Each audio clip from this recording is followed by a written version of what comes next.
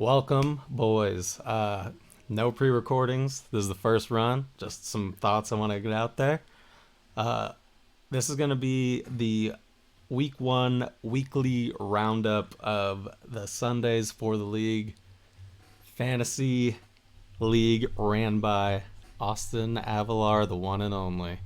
I wanted to get out here and just express what happened this week and just give you guys my thoughts on this. And, let's waste no time.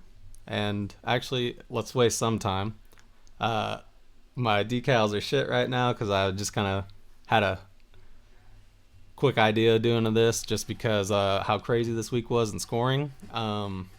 So I plan to get better graphics and I'll actually give a shit for the following weeks. But with that being said, let's just get into the next step of this. Don't know how long these are going to be, but just want to give you guys a cool little thing to just watch on the next, following day. So let's talk about week one here. Jumping over to the new layout here, you can see our matchups. So look how close some of these freaking games are. So we got me versus Zan's 2 points. That's crazy. And then all the other games, just insane. So before we get into all the close games, let's just talk about the first game. The first game that we want to discuss here is what everyone thought was going to be the game of the week, which is this game here with the two worst fantasy names I've ever seen in my entire life. Here we have Theo drinks his own pee versus Jordan Love is a virgin. Two incredibly terrible names. But here we go. Blowout. All the shit talking that they were talking shit the entire week, people changing their names to go at the other guy didn't go well. Those are embarrassing for all of us. Allen got blown out, man. Let's just call it as what it is. Even if McCaffrey was playing, he still would have lost that game pretty heavily. Let's see here. He had Jordan Love perform fairly well until he got injured. And then, just some... Let's see here. Just Cincinnati defense underperformed. Everyone else kind of just... He overshot his projections, so he played okay. But Josh Allen and Tyreek Hill carried his whole fucking Theo's whole team. He had a good team all around. Look at that. Good for him. We'll see how he does going forward. Anyways, everyone thought that was going to be a good game. Ended up in a blowout. Let's go with a potential game of the week. Also, I'm going to say there's 3 or 4 co-games of the week, in my opinion. This was a 1-point differential scoreline here with Big O and I'm on Raw Dog Forever, which is Andrew. So who do we got here? We got underperforming Caleb Williams, underperforming Puka, underperforming his whole team underperformed. His team just was goddamn terrible. But he squeaked out the dub, and that's really all that matters. Joe Mixon really performed for him and got him the dub. For Andrew's team, Amon Ra really fucked him big time. And his kicker did good. Everyone else kind of performed up to par, besides Mahomes. But whatever. You're going to get what you're going to get with him. Good game. Sad loss for Andrew. Good win for Oscar. So let's go with the really close. There was 2 other just really, really close games. We got Ant and knees down, ass up, which is tasty.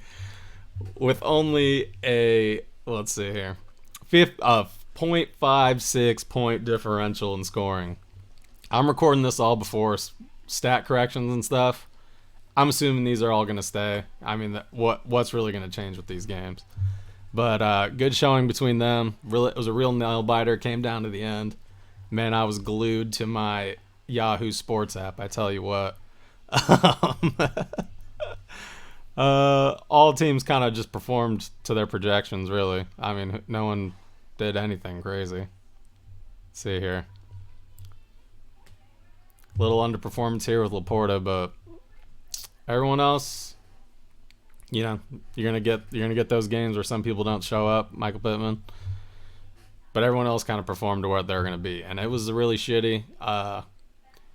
The Jets had, many chances to get Garrett Wilson the ball or do anything for that matter, but they didn't really come through and help him out any. So knees down, ass up, went face down, ass up against Anthony. So there's that one. The next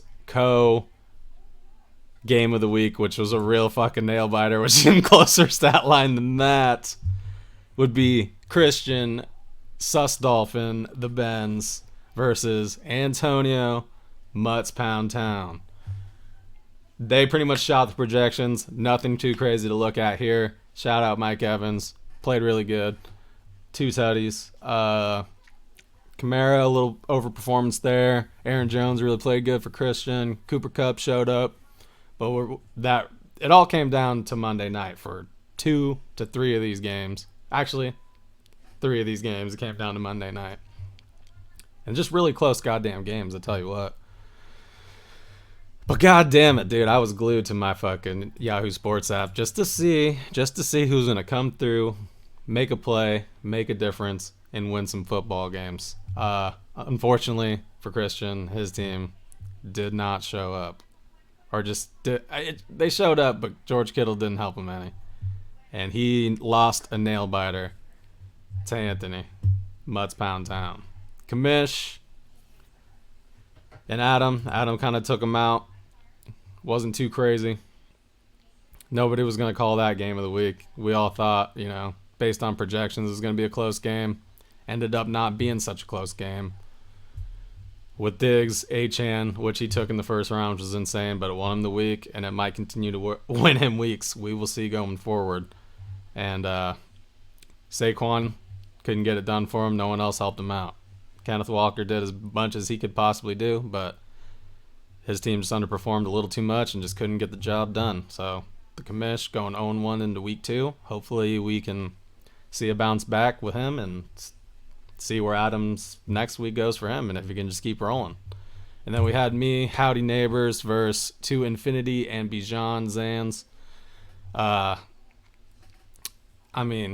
Look at that original projection. He was looking past me. He didn't think I had anything. That Baltimore-Kansas City game on Thursday really, put it in his mind that he was just going to blow my shit out just because Lamar Jackson put up 30 points. But he was not expecting a 33.5-point game from my boy Anthony Richardson. Never count him out. And I didn't get any points from Marvin Harrison. And barely any points from Chuba Hubbard and Travis Kelce. But hey, we find a way. Chicago's defense really won me that week. Chicago's defense really just fucking, that's their whole team, special teams, yada yada. Just won it for me, and Anthony Richardson put the team on his motherfucking back though. Did that shit for Madden, you know what I'm saying? So I'm happy with the dub. Zan's is MIA. Don't know really what's going on with that guy. Wish him the best. And I think that's everything for week 1. So that's the week 1 roundup. I guess I go week 2. Does everyone want to see a little bit of week 2 preview here? I'm playing Austin next week. Look at that. So his bounce back week may be against me. I'm projected to lose, but can't count me out. Adam's going on against Anthony. That's going to be a close one. We'll see how that one plays out. If we have some big explosiveness from the players of Adam again, maybe he runs away with it. If they can't continue to produce, we might have a close game. We'll see. That might be a potential game of the week right there. I haven't looked at any of the scores yet, or the projections yet. We got Christian versus Allen. I hope to God he changes. Or no, this is Theo. Sorry, they both are so shitty. It's shitty names. It's hard to remember who's who. Christian's projected to lose 6 points. Come on, plus or minus 6. That's really nothing. He can really do it. I really think Theo's team's gonna live and die by how Josh Allen plays. So, you know, you you can count on him for a lot of weeks, but can't count on him for every week. I have no idea any of the games next week, so I don't know who's playing who. I'll do better research next time. I just really want to get these thoughts out there. So yeah, we'll see how that one goes. That's another potential. We'll see if it could be game of the week. Zan's looking to bounce back against Allen, who is also looking to bounce back against Zan's. Allen's team's in the shitter. Needs to find a replacement for Jordan Love. It's going to be interesting to see what kind of moves he makes and what he can possibly do to try to bounce back, I guess. Zan's just fell a little short last week. We'll see if he can do something different and bounce back this week and try to get a win in the win column. Oscar looking to go defend his throne of the week 1 victory against knees down, ass up. Projected to lose pretty bad, so you're going to have to make a play here and do something and hope that Johnny's players do not show up that day. Not looking like game of the week potential, Big O. Let's see if you can hold it together and get a second win. And then Mutts Pound Town versus Amon Raw Dog forever. This has potential game of the week written all over it. We got two powerhouses projected to, score around the 120 range. Andrew's looking to bounce back with a win after his very close loss. Mutt looking to roll after his fucking narrow win. And we'll see what they can do. And, we'll come back. We'll come back and we'll review what happens next week because everyone knows that anything can happen. Any Sunday, Thursday, sometimes Friday, Monday. Did I say Sunday? Anything could happen in these NFL games. I think next week when I'm better prepared, I might record this on Tuesdays going forward and then the video will come out on Wednesday or maybe late Tuesday night. We'll see. Oh, we didn't talk about my game. Howdy Neighbors versus Austin. He's projected to beat me, but hey. Let's see if we can bounce back and get some actual points on the board from Hubbard or Harrison Jr. Or I put someone else in because my bench players suck balls. We'll see. Who cares about my game? Yeah. Oh, yeah, since I'll be better prepared going forward, I'll just have more information to get it out there to you guys. One thing I did want to talk about was bets. Another thing I want to do is give you my picks of the week for the bets. Last week, no parlays, no bets hit for me. Mostly bet on college football. And I'm going to continue to mostly bet on college football because that's what I know better. But haven't really looked at any of the the betting lines, money lines, none of that shit. But what I know for sure is Oregon versus Oregon State is next week. And my lock of the week is Oregon not covering the spread against Oregon State. Oregon sucks balls. They would have lost this week if it weren't for 2 special teams touchdowns, 1 punt return, and then 1 kick return. If they didn't have that, they would have lost that game to Boise State, an unranked team out of the Mountain West Conference. They struggled twice against Idaho teams. They look like shit. They do not look anywhere near their ranking. They just don't look good. Oregon State always plays them tough. I'm pretty sure it's in Corvallis. And I think I might go with the money line on Oregon State beating them, but I don't recommend anyone doing that. I'm just a ballsy motherfucker. But I think my lock of the week is Oregon not covering the spread on Oregon State. I don't even know what the spread is, but they ain't going to cover. I think they're going to lose. But they might squeak out a win, and if they squeak out a win, that's definitely not covering the spread because Oregon State's not even a ranked team. As far as NFL goes, like I said, don't know who's playing who.